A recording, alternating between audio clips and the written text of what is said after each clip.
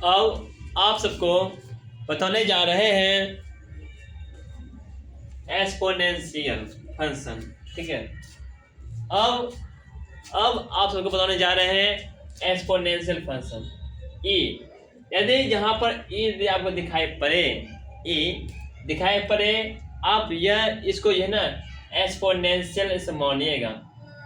Exponential इसको बोलते हैं एक्सपोनेंशियल।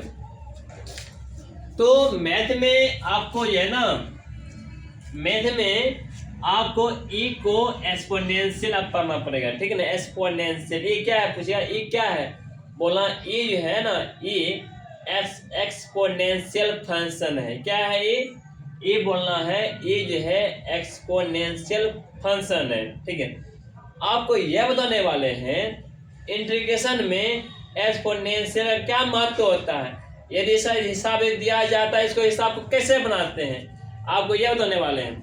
इंटीग्रेशन में यदि आपको कोई एक्सपोनेंशियल का यदि आपको डिफरेंशिएशन रहे या इंटीग्रेशन रहे, एक्सपोनेंशियल का डिफरेंशिएशन और इंटीग्रेशन सेम होता है।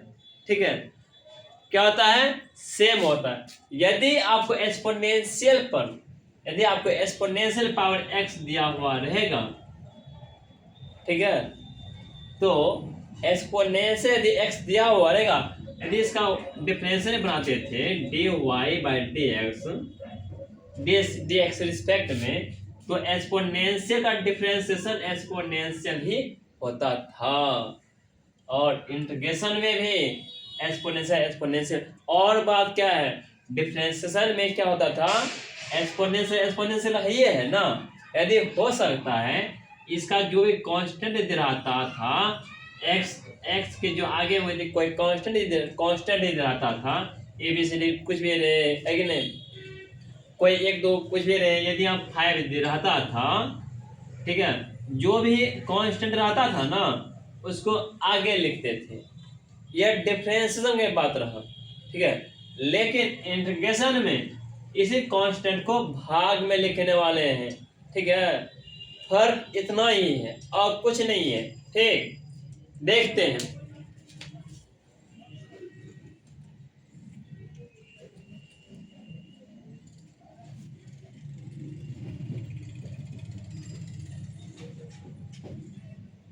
ठीक, यहाँ यह हुआ एक्सपोनेंशियल।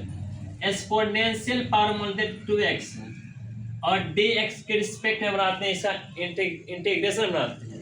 ठीक है, dx के रिस्पेक्ट में इसका इंटीग्रेशन बनाते हैं। ठीक है, अभी आपको बताए हैं एक्सपोनेंशियल का इंटीग्रेशन एक्सपोनेंशियल ही होता है ना।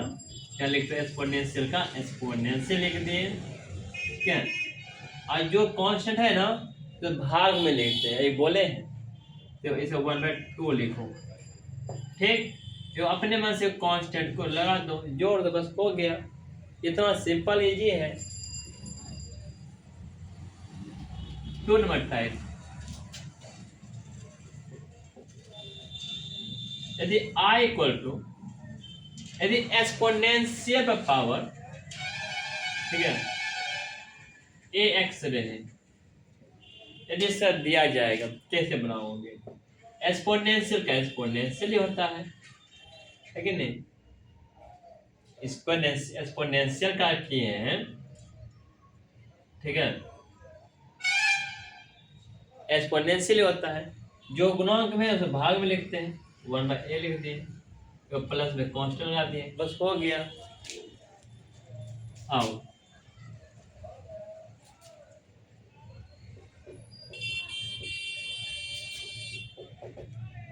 हम एक्सपोनेंशियल पावर में लिखते हैं -mx लिखते हैं dx। एक्सपोनेंशियल का एक्सपोनेंशियल ही होता है। जो गुणांक है माइनस m है, इसे लिखते हैं, ऐसे लिखते हैं -m, ठीक है, प्लस कांस्टेंट लगा दिए, बस हो गया।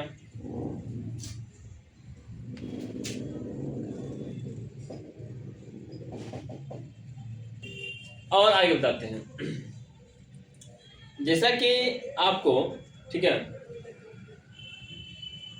जैसा कि आपको बता देते हैं एक्सपोनेंशियल पावर के मैंने 3x लिख दिया dx में, यहाँ कांस्टेंट कुछ भी रहेगा और बता चुके हैं कांस्टेंट क्या क्या रह सकता है कि नहीं, बता चुके हैं ना।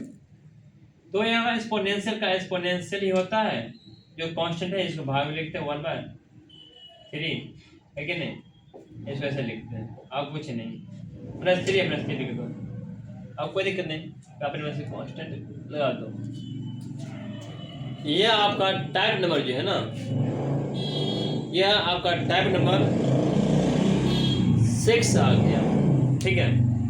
तो आप टाइप नंबर 6 भी आप समझ लिए होंगे, इसमें कोई दिक्कत नहीं है कि नहीं, कोई दिक्कत नहीं इसमें है। कुछ और बताते हैं इसमें क्या, कुछ और बताते हैं, बोलो, नहीं ना, कोई दिक्कत नहीं है। तो आप इसको समझ लिए होंगे, कोई दिक्कत नहीं है। तो अब जो है आपको टाइप नंबर जो है ना 6 तो हो गया, आप 7 बताने वाले हैं, टाइप नंबर 7 क्या है, ठीक है। ये सब आपका बेसिक है, ठीक है। जिसे आप यदि पढ़ लेते हैं ना तो आपको किताबें समझने में, किताब बनाने में आपको कोई दिक्कत नहीं होगा, ठीक है, ये बात पक्का है।